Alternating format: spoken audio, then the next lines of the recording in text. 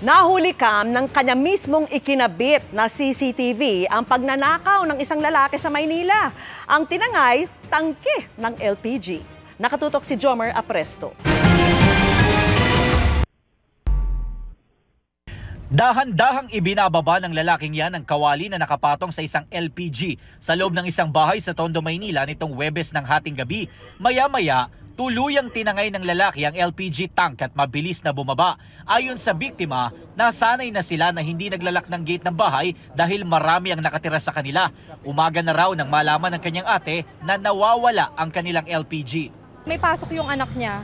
Tapos nakita niya bakit wala yung gamit doon. Anytime, may umuuwi, may umaalis. Kaya open gate lang kahit sino nakakapasok.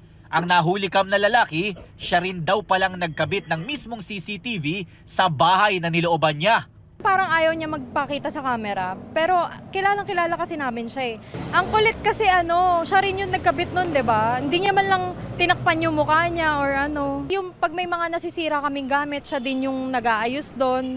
Ayon sa barangay, residente nila ang sospek na ilang beses nang inireklamo dahil sa pagnanakaw umano. Isang insidente pa raw ng panunutok ng kutsilyo sa isang menor de edad ang kinasangkutan ng lalaki sa isang tindahan sa kabilang barangay. Galing siyang dinalupihan, may binitbit na naman siyang alak.